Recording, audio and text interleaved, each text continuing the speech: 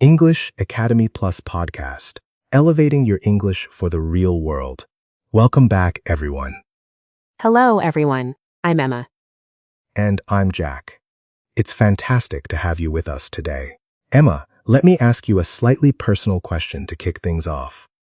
Have you ever received a text message from a friend, or maybe a boss, that just said, "We need to talk"? And suddenly, within 5 minutes, your brain has convinced you that your entire life is falling apart? Oh, absolutely. Without a doubt. My heart rate spikes, my palms get sweaty, and my brain starts instantly planning for the absolute worst-case scenario. It's exhausting. Exactly. You're definitely not alone in that. Today, we're diving deep into something called magical overthinking and how our digital lives are putting our daily anxieties on steroids. This is such a crucial topic for anyone navigating the modern world.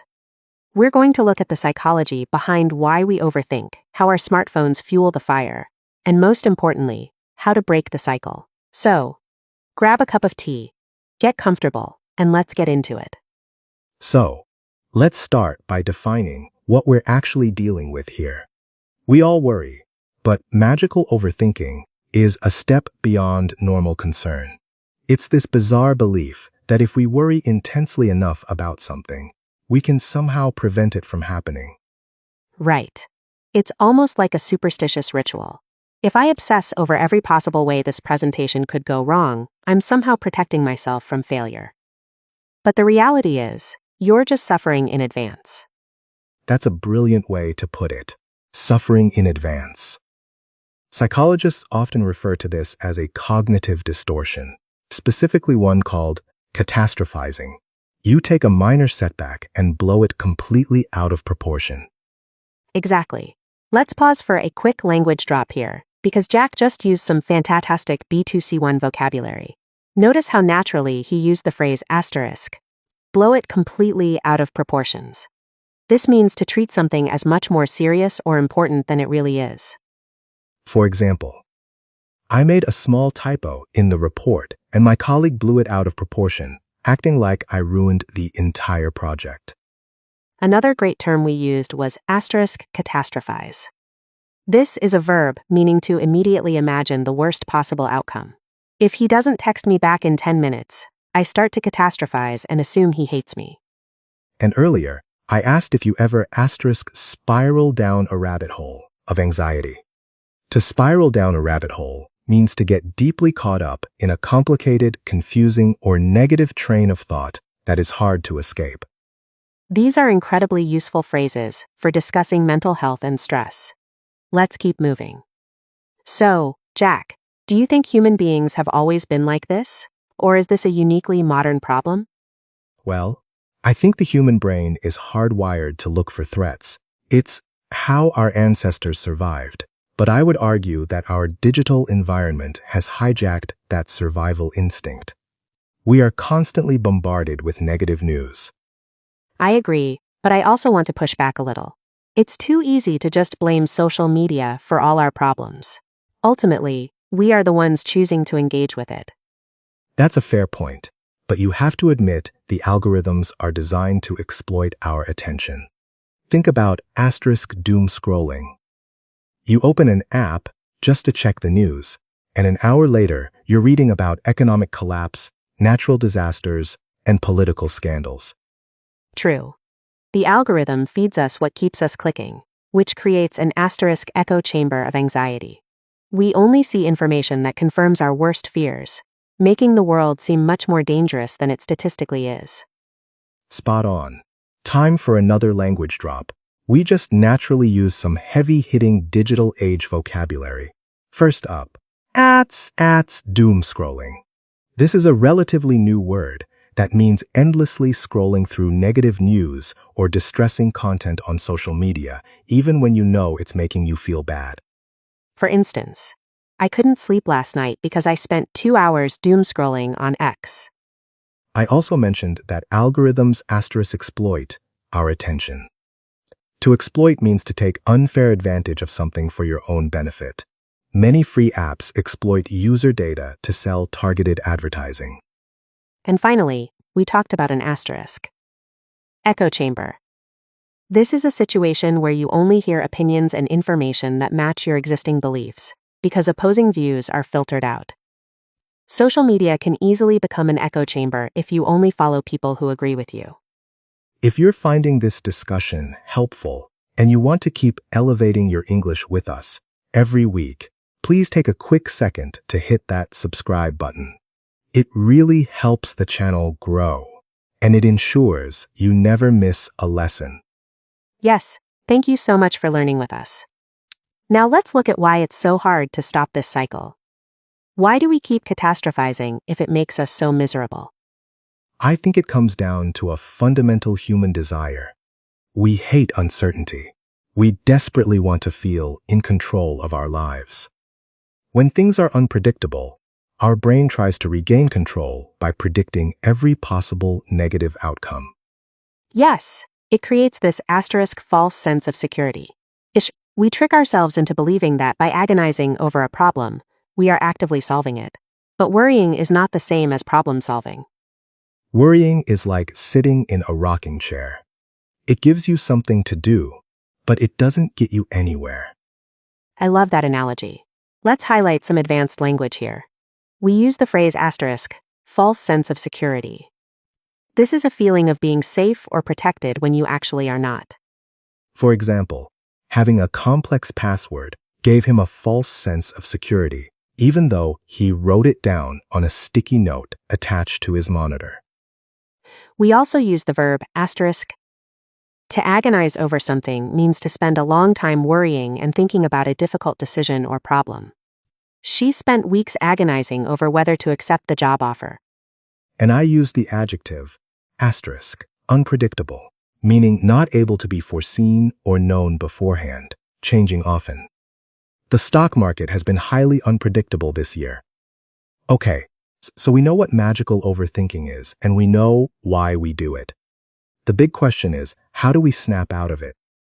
The first step is awareness. You have to catch yourself in the act of spiraling. One powerful technique is asterisk cognitive reframing. Instead of asking, what if everything goes wrong? You force yourself to ask, what if everything goes right? That's a huge perspective shift. Another method I use is called a worry budget. I allow myself 15 minutes a day to agonize over my problems. Once the timer goes off, I have to mentally change the subject. That's a very pragmatic approach. It's about accepting that some things are simply out of your hands and learning to let go. Let's put this into practice with a role play. In this scenario, I've just received a very vague, stressful message from my manager, and Emma is my colleague trying to talk me off the ledge. Listen closely to how we negotiate the anxiety. Let's get into it. Panicking Emma, look at this. David just messaged me. Let's chat in my office at 4 p.m. That's it. No context. I'm definitely getting fired. Jack, take a breath. You are completely blowing this out of proportion. Why would you jump to being fired? Because he never schedules sudden meetings. I knew I shouldn't have sent that client proposal without letting him review it first. It's a disaster. I need to start updating my CV right now. You are catastrophizing. Stop spiraling down the rabbit hole. Think logically. You've been the top performer for 3 months. It's highly unlikely he's firing you. It could be about a promotion, or just a routine update. But what if it's not? I can't just sit here and do nothing while my career is potentially crumbling. Worrying about it for the next 2 hours isn't going to change what happens at 4 p.m. It only gives you a false sense of security. You need to reframe this. Sighs, you're right. I'm agonizing over something I have zero facts about. I'll just focus on my current tasks until 4. That was an intense one. Let's pull out a couple of great idioms we used in that friction-filled scenario. I told Jack he was jumping to conclusions. But before that, I said I was trying to talk him off the ledge. Yes, to talk someone off the ledge means to calm them down when they are in a state of extreme panic, anger, or distress. It's a metaphorical ledge, of course. He was furious about the mistake, and I had to spend an hour talking him off the ledge. Another key phrase Jack used was asterisk, jump to conclusions. This means to guess the facts about a situation without having enough information. Don't jump to conclusions just because she didn't answer her phone. She might be driving. Now it's your turn to practice. We have 3 questions for you, and we'd love to read your answers in the comments. Question 1. What is a situation in your life where you tend to catastrophize or blow things out of proportion? Question 2. Do you agree that social media apps exploit our attention and trap us in an echo chamber? Why or why not? Question 3. Try using the phrase, talk someone off the ledge, or doom scrolling in your own sentence. Let's do a quick recap of all the high-level vocabulary we dropped today. From part 1. Asterisk, blow out of proportion. To treat something as much more serious than it really is. Asterisk, catastrophize, to imagine the absolute worst possible outcome. Asterisk, spiral down a rabbit hole. To get caught in a deep, complicated, negative train of thought. From part 2. Asterisk, doom scrolling. Endlessly reading negative news on social media. Asterisk, exploit, to take unfair advantage of something. Asterisk, echo chamber. An environment where you only hear opinions that match your own. From part 3. Asterisk, false sense of security. Feeling safe when you are actually vulnerable. Asterisk, agonize, to worry intensely about a decision or problem. And from our role play. Asterisk, talk someone off the ledge, to calm a panicked or angry person. Asterisk, jump to conclusions. To make a judgment without having all the facts. Brilliant work today, everyone. Magical overthinking is something we all struggle with, but by developing awareness and utilizing cognitive reframing, you can start to break the cycle. Exactly.